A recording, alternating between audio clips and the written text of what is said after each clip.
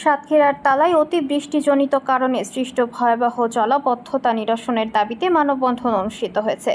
সোমবার বেলা 11টায় সাতক্ষীরা খুলনা মহাসড়কের সুভাষিনী বাজারে অনুষ্ঠিত মানববন্ধনে সভাপতিত্ব করেন পানি কমিটির সদস্য মাস্টার মতিয়ার রহমান। বক্তব্য রাখেন তালার তেঁতুলিয়া ইউনিয়ন পরিষদের চেয়ারম্যান আবুল কালাম আজাদ, দৈনিক প্রথম আলো নিজস্ব প্রতিনিধি কল্যাণ ব্যানার্জি, যুবদল নেতা অধ্যাপক মোশাররফ হোসেন, তালা উপজেলা পানি যুব কমিটির সভাপতি আব্দুল হামিদ সর্দার, আবুল হোসেন সহ জলাবদ্ধতার কবলে পড়া ভুক্তভোগী পরিবারের সদস্যরা।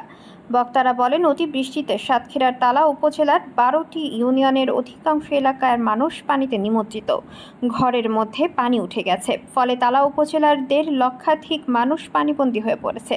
এসব এলাকার মানুষের দুর্ভোগের শেষ নেই। ভেঙে পড়েছে স্যানিটেশন ব্যবস্থা, নেই সুপেয় পানি। কোনো এলাকায় ঘরের মধ্যে পানি উঠে যাওয়ায় খাটের ওপর রান্না ও বসবাস করছে মানুষ।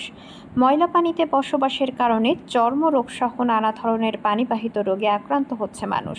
প্রায় 2 মাস যাবৎ পানিবন্দী থাকায় চরম মানবেতর জীবনযাপন করছে এসব ডুবন্ত এলাকার মানুষ। কিন্তু পানি নিষ্কাশনে পানির উন্নয়ন বোর্ড সহ সংশ্লিষ্ট কর্তৃপক্ষের কোনো উদ্যোগ নেই।